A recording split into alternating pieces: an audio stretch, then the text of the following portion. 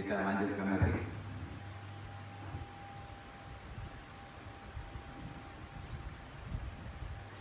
Inilah yang didambakan oleh para pejalan spiritual, orang-orang yang dalam kehidupannya secara islami. Makanya sujud disebut mi'rajnya seorang muslim. Mi'rajul mu'minin, hadisnya gitu. Karena sujud terkait dengan ruh manusia. Ini bukan kata Ando. Kita sadari, kita makrifati, kita memasuki alamnya. Alam mukasyafah adalah dalam konteks biasa waktu kita dalam keadaan sujud. Dibaca Iwan, Allah berfirman di Quran surat Al-Isra dulu 17:85. Kita dalami.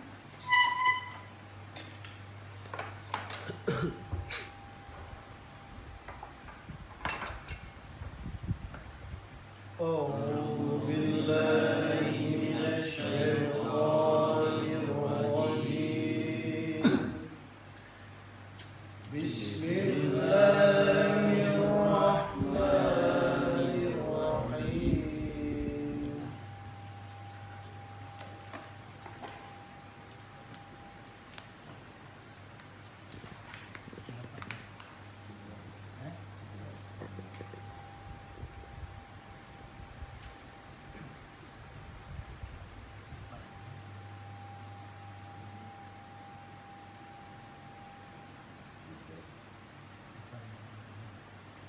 Surat 17 ayat 85. Wa yas'alunaka.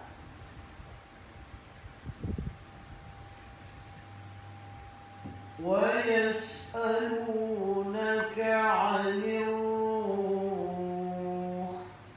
قل الروح من أمر ربي قل الروح من أمر ربي وما أوتيتم من العلم إلا قليلا.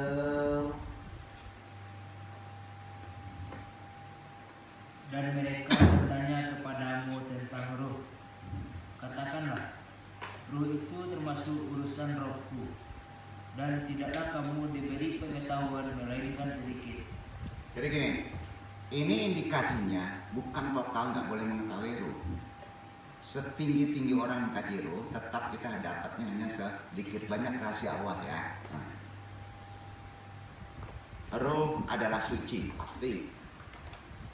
Makanya nggak ada ruh jahat. Ya, itu esensinya ciptaan Allah. Karena bisa dikategorikan itu juga makhluk. Ya, juga makhluk. Tapi suci. Jadi ruh dalam diri jasad manusia bukan Allah. Duduk. Bukan Allah. Ingat di tasawuf ada yang menyadarkan ruh itu sama dengan Allah. Duduk. Ya. Dan kemudian Allah berfirman, kelanjutannya ini ya, yang mesti kita amalkan. Untuk bisa domisili kita menjadi ruh tubuh kita di depan, maka Allah berfirman, Al-Hijr 29, supaya dia bisa membawa materi ya, 29 materi kan.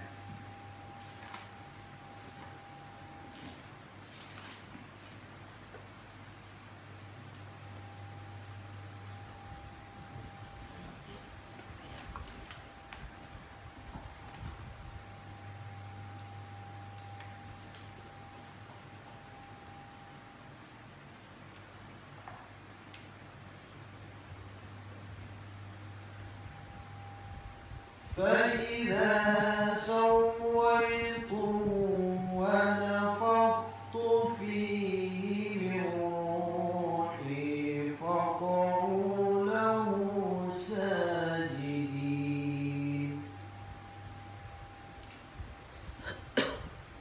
Maka apabila aku telah menyempurnakan kejadiannya dan telah meniupkan ke dalamnya ruh ciptaanku, maka tunduklah kamu kepadanya dengan bersujud. Oke. Nah, jadi bapak-bapak kalau sudah sujud, bapak sempurna. pas sujud, Bapak dikasyaf. Alam tidak ada tirai. Ya. Jadi sujud itu terkait dengan ruh. Paham ya? Sujud tidak terkait dengan kehendak. Duduk. Kehendak. Jadi anu sujud itu tidak sah kalau tidak ada tumaninah. Amalan tumaninah apa? Udah, sebut aja nanti. Ya. Pernah ngebahas kan?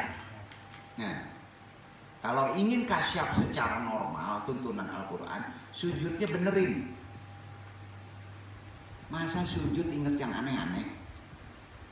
Itu dilatih dengan toibah, ya, penafian. Ya, itu dulu, jangan dulu ada kehendak ya. Kunci kehendak letaknya bukan di fardu, maka tinggikan Allah aja. Kuncinya ada di sholat nawafil, sunnah. Ya.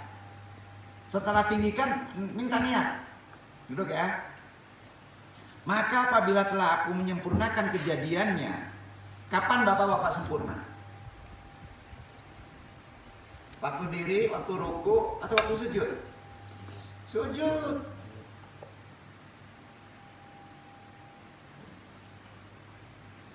Setelah meniupkan ruku, ya. Jadi pas kita tegak, kalau nggak sholat, yang jalan itu zombie. Bukan ruh Allah, ruh nonton aja. Kan banyak energi yang lain kan. Duduk ya. Berarti bapak-bapak kalau nggak sujud gimana? Dia nggak sempurna. Itu bapak sujud. Jadi Anda tetapkan. Sholat itu untuk siapa sih? Untuk kita jadi sempurna. Insan kamil. Ya. Sempurna itu letaknya ada hitungannya. Kapan? Waktunya ditentukan sama syariat. Yur, maghrib. Ya. Tepat waktu. Halo. Itu yang paling bagus. Nah, itu gunanya disiplin di Islam kayak gitu. Selama ini kita kan sering menganggap bahwa dunia semesta ini hanya satu kali dibentuk oleh Allah.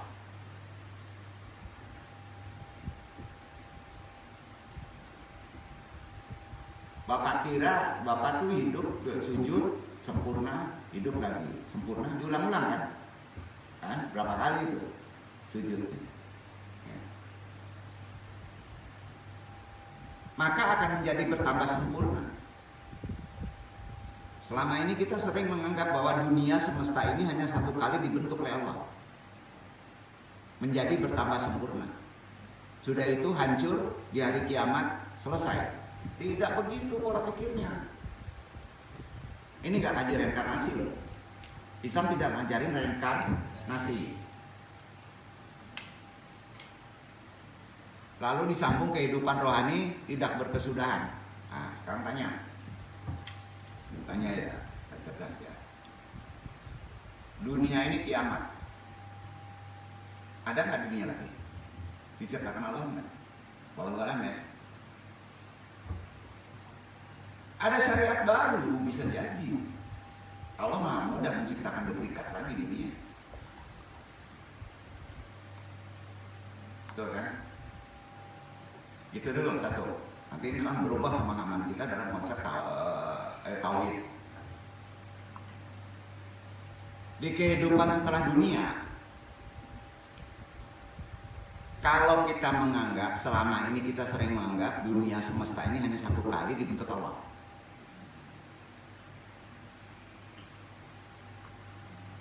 Ini terlalu linier kalau diambil. Pahami secara makrifat lagi. Toh hal ini tidak termasuk rukun iman ya ngaji ini ya. Enggak, karena ini dunia.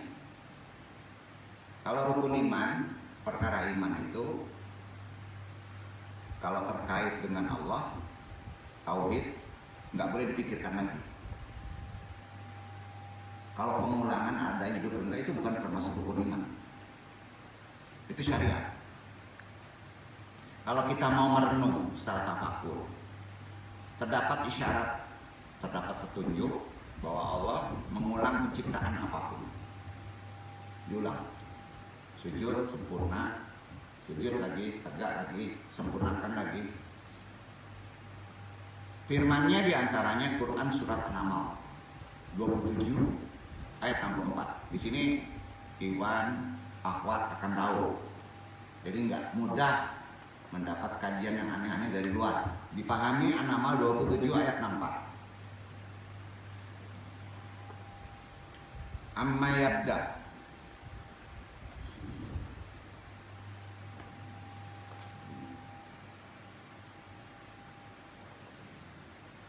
أَمَّن يَبْدَأُ الْخَلْقَ ثُمَّ يُعِيدُهُ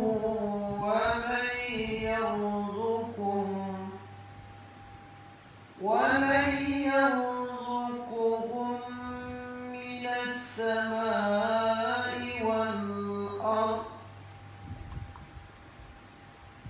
أَإِلَٰهٌ مَّعَ اللَّهِ قُلْ هَاتُوا بُرْهَانَكُمْ إِن كُنتُمْ صَادِقِينَ.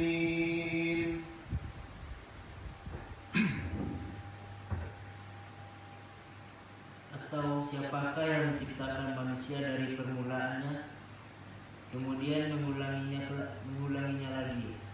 Dan siapa pula yang memberikan rezeki kepadamu dari langit dan bumi?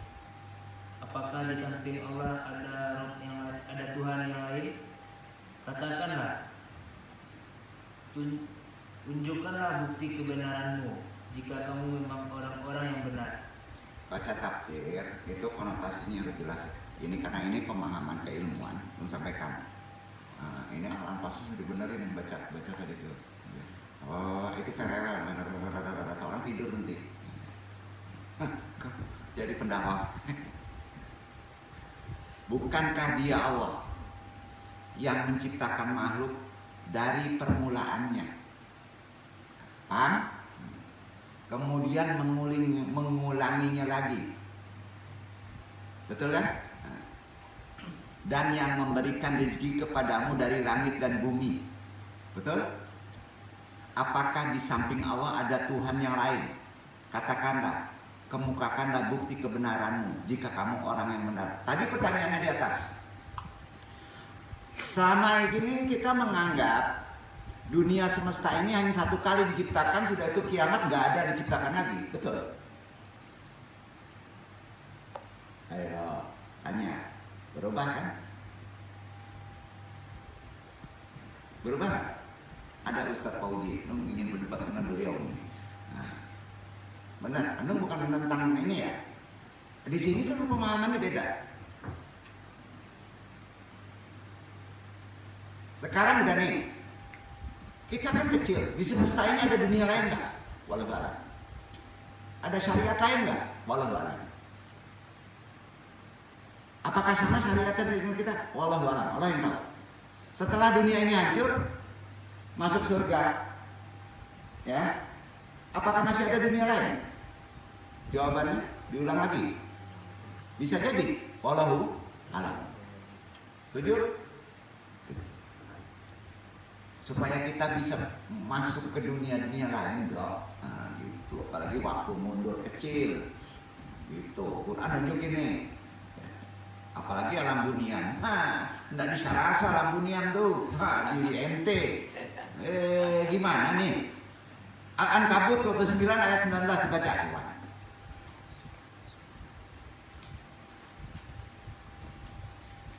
Awalam yarau.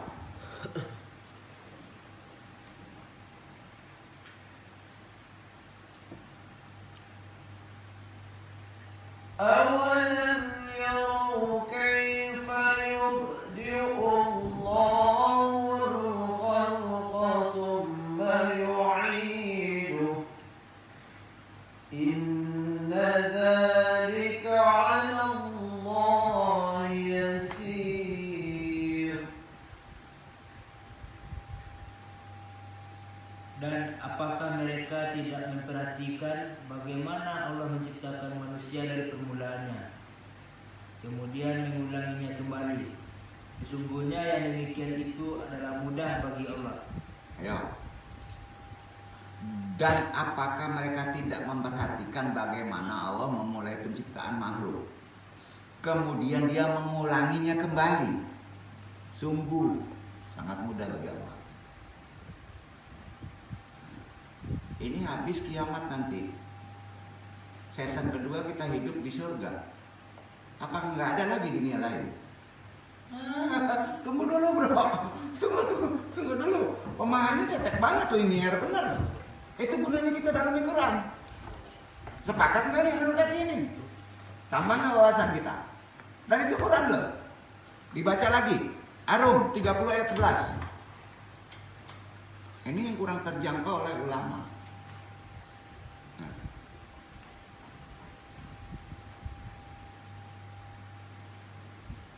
Fa'akim wajhaka.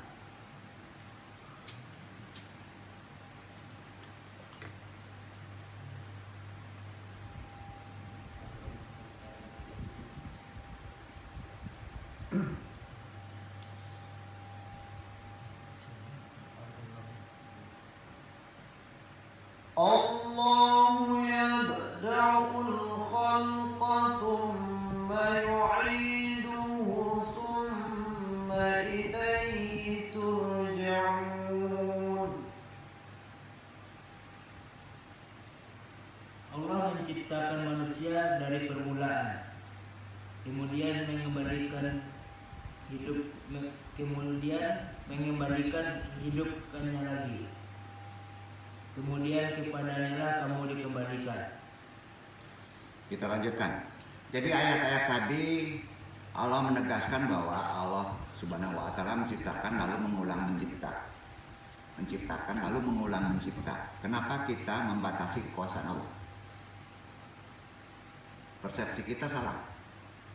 Kok dibatasi kekuasaan Allah? Interaksi aja.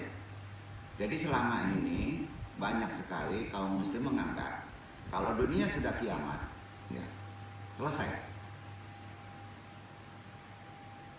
Tidak ada syariat baru di atas dunia. Apakah demikian? Menurut Quran gimana? Jangan-jangan ente sudah selesai, oh belum nih, loncatin dulu ke dunia lain. Nah, gimana?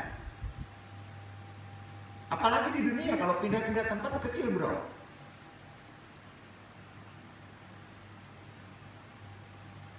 Kita jangan membatasi kekuasaan Allah. Sangat mudah Allah menciptakan satu dunia dengan syariatnya, dengan nabinya. Allah Subhanahu wa taala hanya boleh mencipta dunia sekali saja. Apakah demikian? Salah tidak kita? Salah nggak? Salah. Oh dunia cuma sekali aja, nggak ada diciptakan dunia lagi. Salah tidak kita?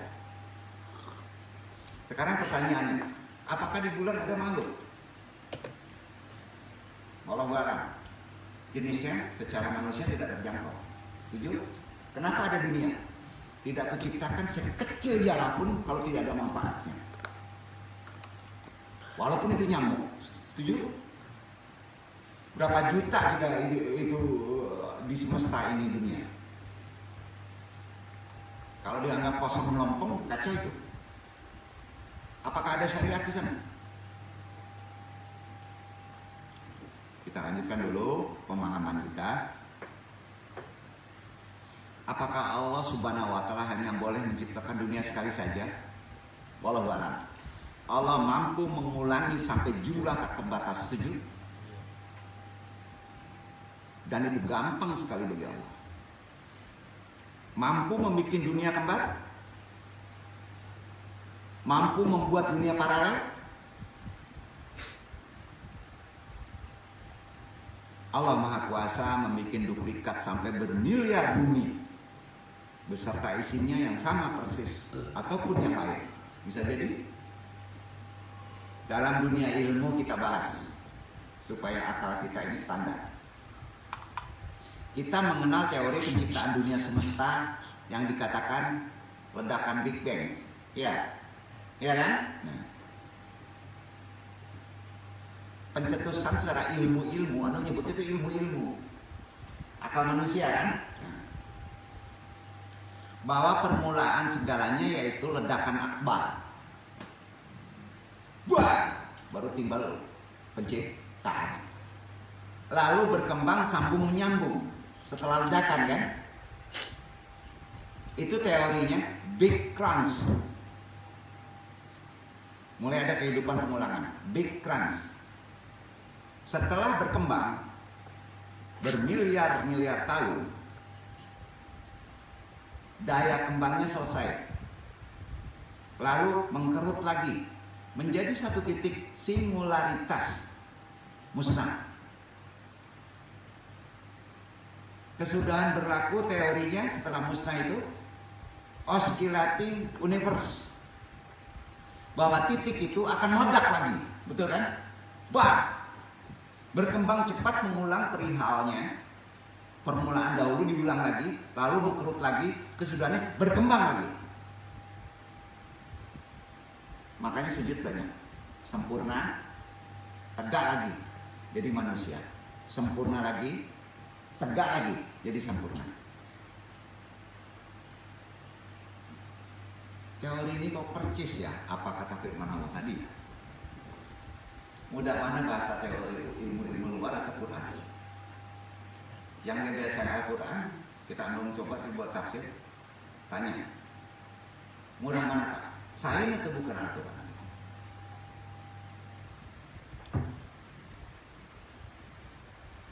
Jadi tanpa menunggu satu kiamat pun, Allah saat ini mungkin sudah menciptakan banyak dunia semesta lain.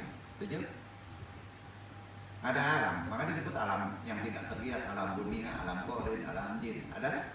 Dengan syariat yang lain? Ada? Masing-masing dunia semesta memiliki kelahiran dan kiamatnya sendiri-sendiri. Setuju? Setuju ya? Lalu bagaimana dengan dunia akhirat? Apakah nggak kaku persoalan? Setiap kali suatu dunia kiamat, pengadilan berlanjut, ya kan? Timbul pengadilan, hisab. Yang saleh masuk surga, yang jahat masuk neraka, gitu aja kan? Iya kan? Nah, karenanya surga dan neraka yang diperhatikan Rasulullah SAW waktu Mi'raj, dunia belum kiamat kan? Waktu Mi'raj dunia belum kiamat kan? Belum kan?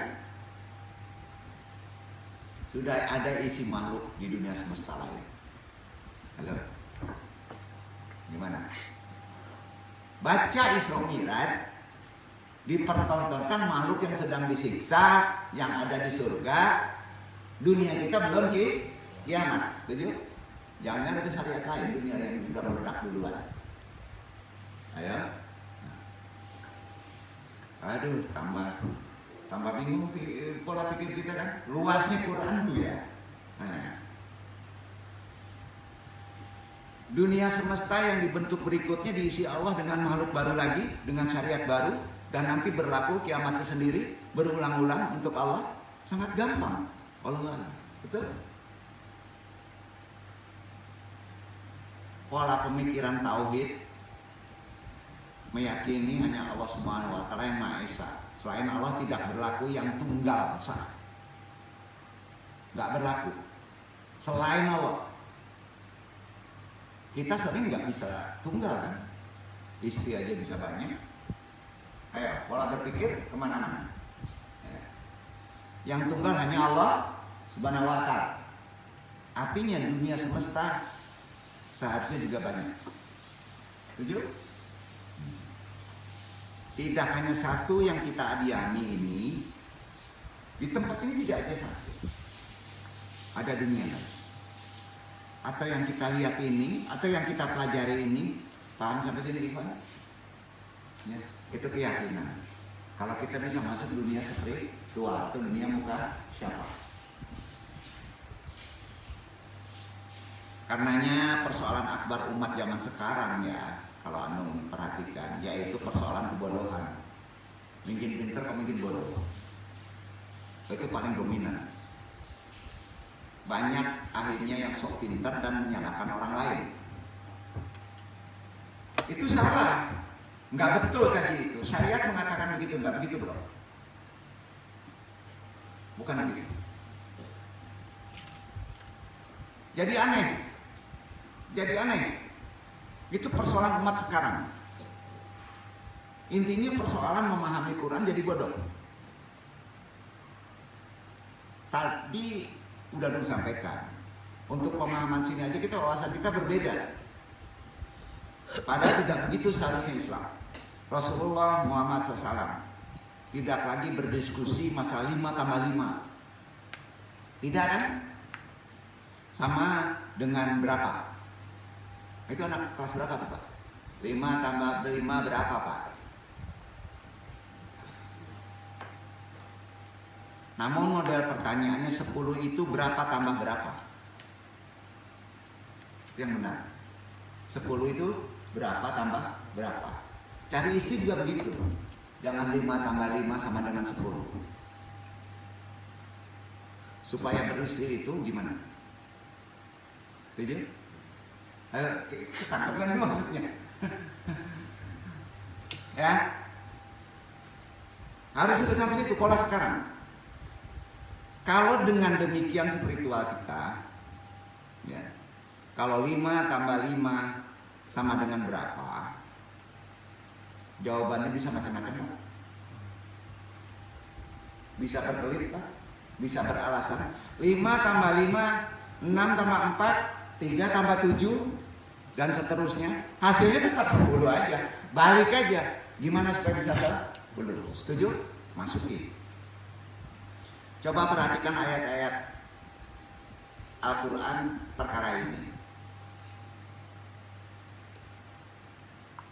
Dibaca Iwan Ar-Rum 30 ayat 27. Naikkan ayat yang tadi 27. Kalau Bapak baca sendiri, Bapak kan nggak akan ketemu pemahaman maknanya.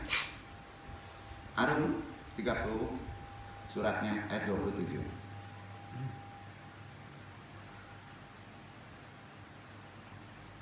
وهو الذي يبدأ الخلق ثم يعيده وهو أهون عليه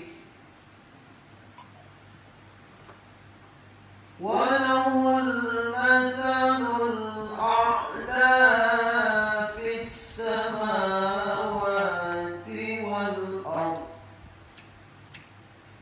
وهو العزيز الحكيم.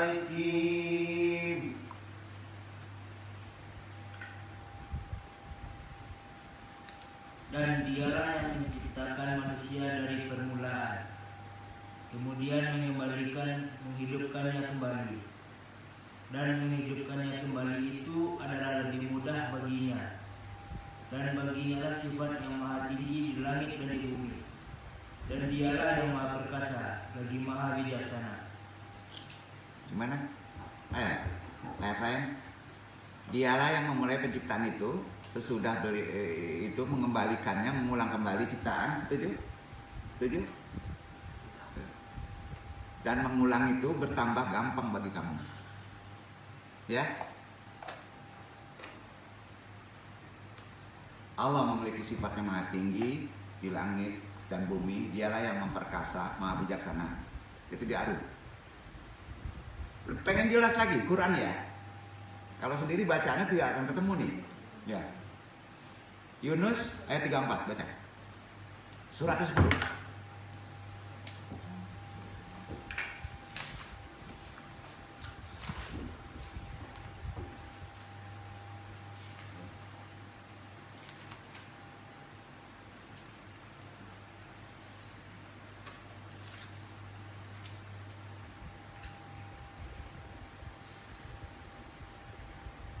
قل هل من شركائكم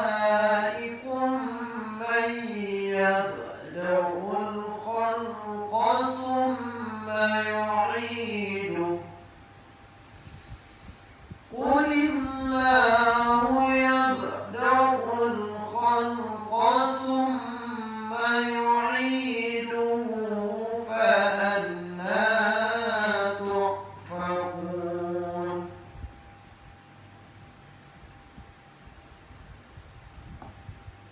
Katakanlah, apakah di antara sekutu-sekutumu ada yang dapat memulai penciptaan kemudian mengulanginya, menghidupkannya kembali. Katakanlah, Allah lah yang memulai penciptaan makhluk, kemudian mengulanginya, menghidupkannya kembali. Maka bagaimanakah kamu dipalingkan kepada menyembah yang selain Allah? Coba yang terakhir bacanya. Di Al-Anbiya begitu juga. Di Al-Buruj 85:13. Coba dibaca. Suratnya 85.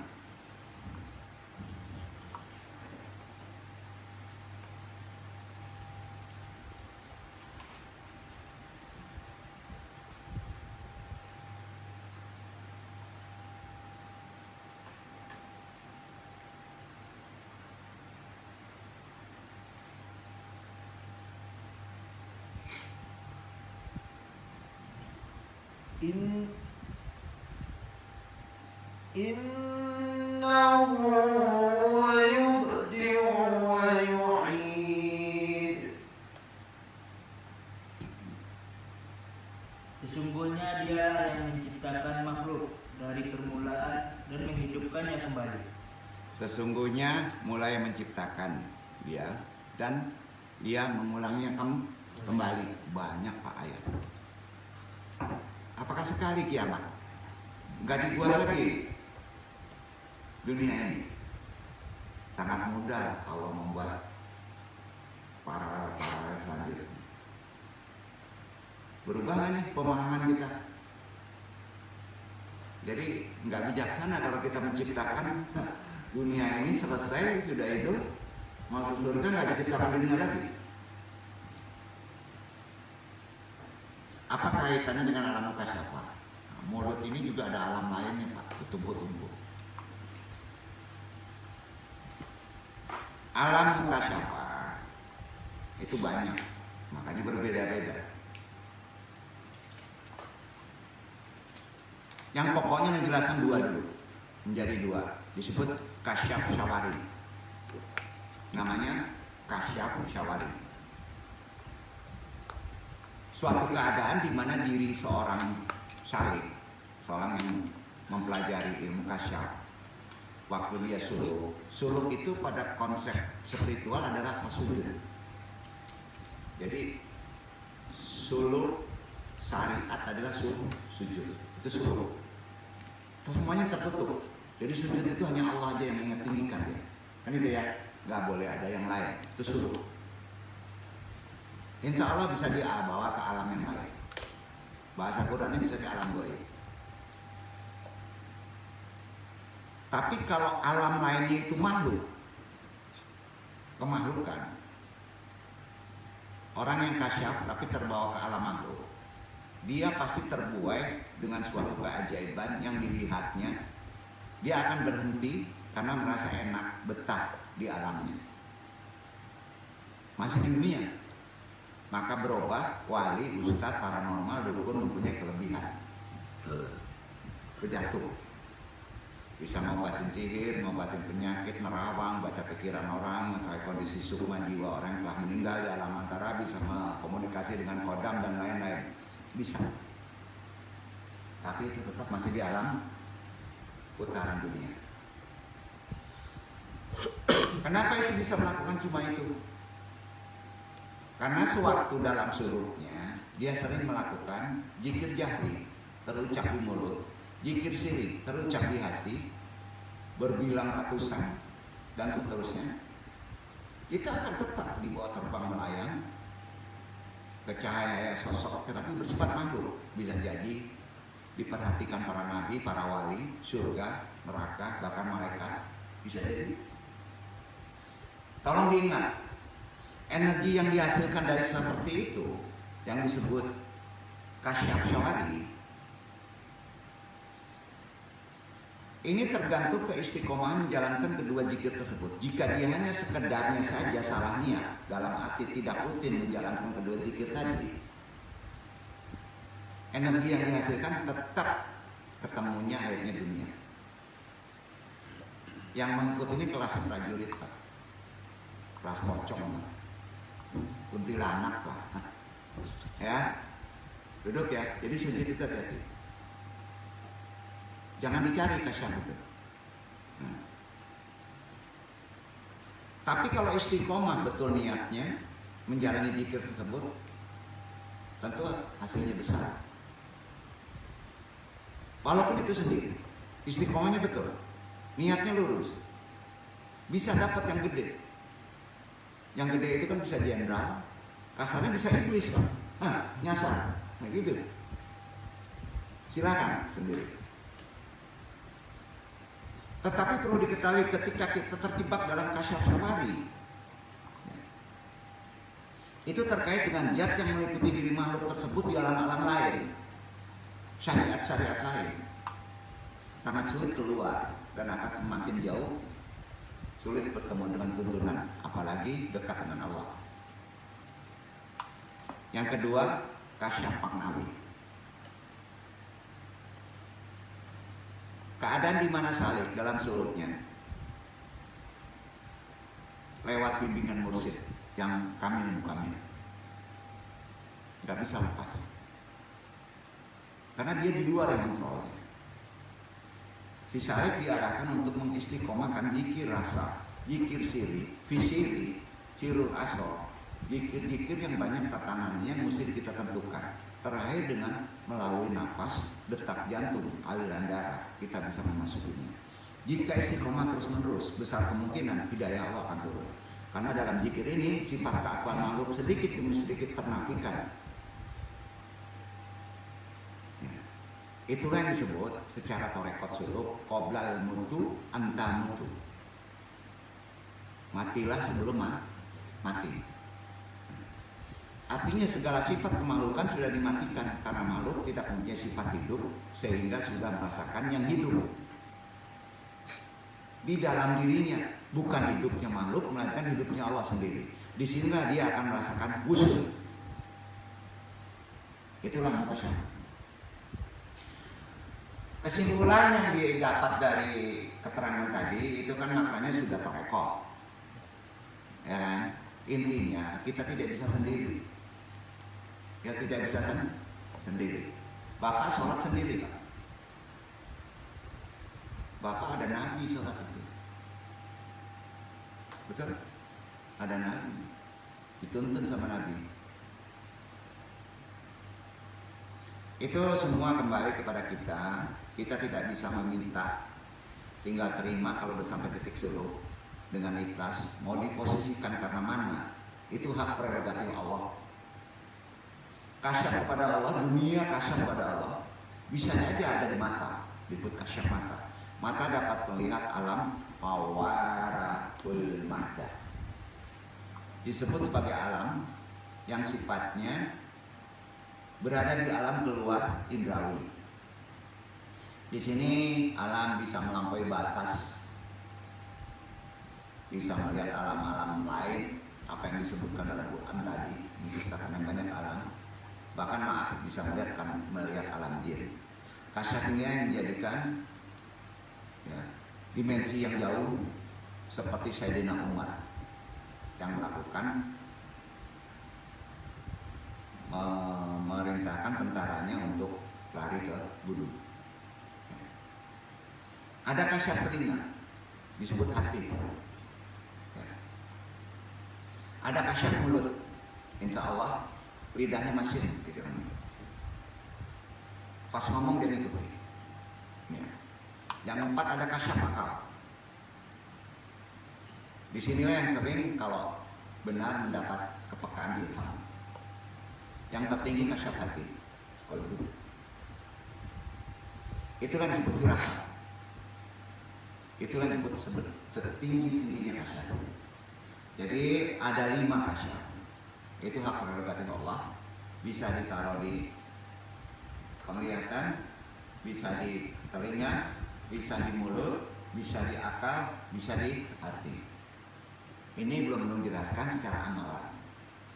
Amalan yang kemarin itu mencari yang 4 ini. Tapi kalau Allah meletakkan satu amalan, makanya ada orang tuh ngomongin kok enak, bener. Matanya tajam benar itu. Ketajamannya berbeda-beda. Kasyaf hati ialah rasa hati, gerakan hati yang tepat dan benar. Disebut mazmumah, ajarannya ke sana. Ya. Jadi Nabi bersabda, hendaklah kamu takuti firasat orang mukmin karena dia melihat dengan pandangan Allah. Sahih. Apa yang dimaksud dengan firasat? Itulah kasyaf. Tapi kasyaf hati. Sampai Pak? Ilham kasyaf apa tadi? Akal. Itu Quran. Quran sering ngomong ilham, namanya kasyaf akal. Mata mawarul marwah, ya kan? Itu di Quran. Jadi nanti kita pas menyebut Quran dengan satu ayat, misalnya ilham, laduni, ya sudah itu firasat. Letaknya sudah tahu di kita. Ketajamannya berbeda-beda. Paham ya? Nah, itu maksudnya. Jadi kasar semuanya, tapi nilai kasarnya itu hak prerogatif Allah. Ya. Jadi kalau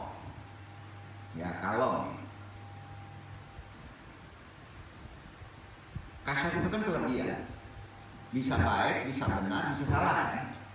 Ya kasarnya.